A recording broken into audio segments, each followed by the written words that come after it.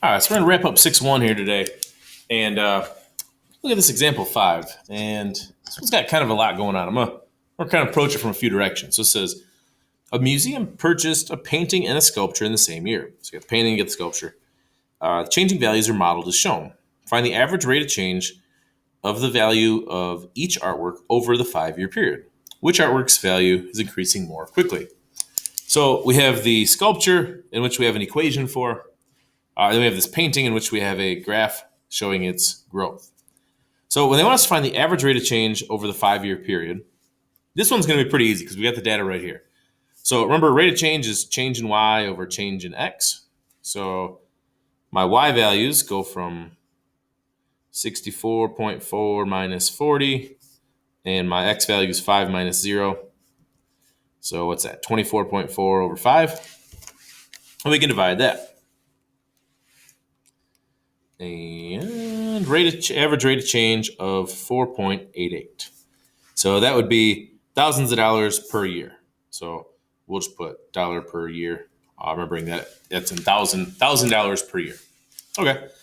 This one, I would want to do the same thing, but I'm going to use my table to help me out. So looks like I already put this in. Yeah, 550 times 1.075. Okay. So I'm going to go to my table, and I'm going to look up the same exact 2 points. So 0 and 5.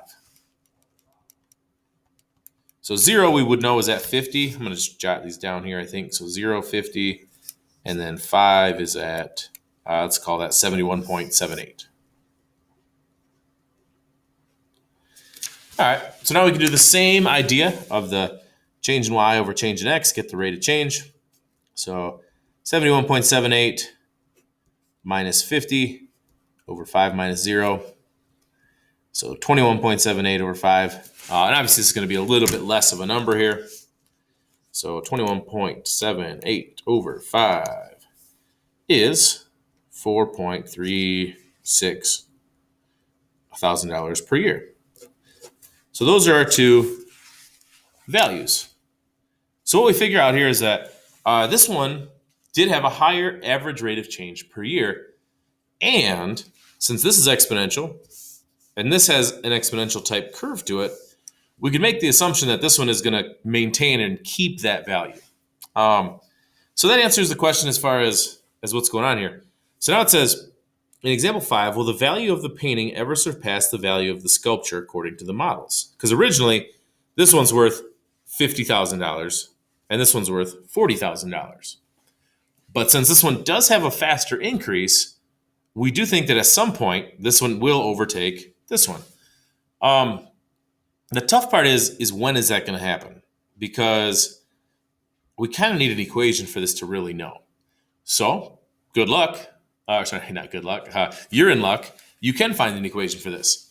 If you remember back when we did regression models, we did them with linear, we did them with quadratic. You can do linear exponential models too.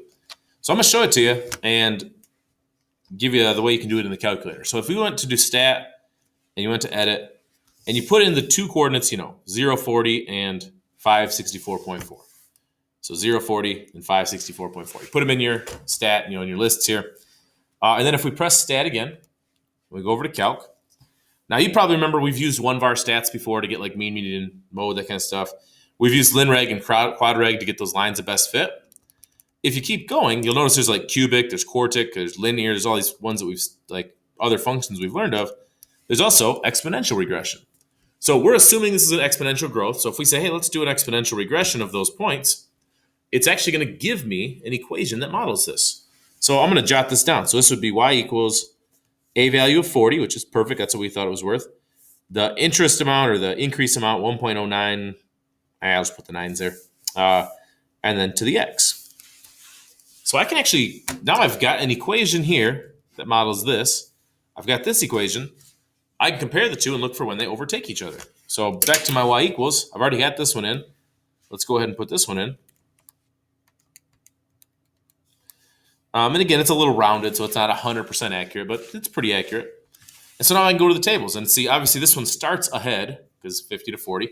But I'm looking for now, when does this one overtake it? And so I can just keep scrolling down until that happens. And we're getting closer. And actually looks like it right here. So At 9 years, it's just below, and at 10 years is when it looks like it surpasses it. So 10 years would be my answer. So yes, we could say at about 10 years. And our explanation, I'd say using the regression equation. Now, that's not the only way to do this problem, but I will say it's the most accurate way to do this problem.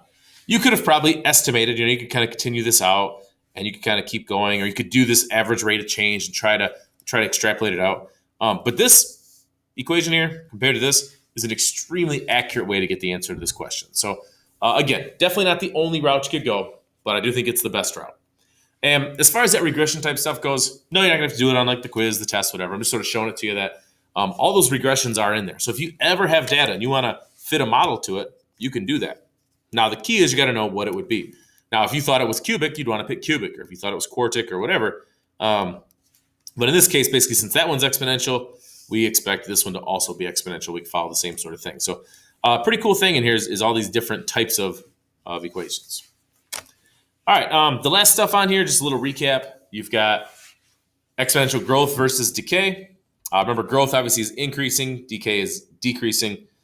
And this is when your growth, your b value is above 1. This is when your b value is between 0 and 1. So, this would be like 1.2, or this would be like 0.8, something like that. The equations look the same, a times b to the x, just that b value will change depending on whether it's growth or decay. We've talked about all these key features, the end behavior, and then basically as far as these models go, you're going to add the rate when it's growth and you're going to subtract the rate when it's decay. If it's losing, if it's losing 8% of its value, then it's going to be 0.92. If it's gaining 8% of its value, it's going to be 1.08. So we'll see more of that going forward, but this is just kind of a general, nice little summary of everything with exponential so far. So we'll wrap this up. Have some problems with this. You'll have the lesson summary, and we'll make sure you're feeling good about exponentials moving forward.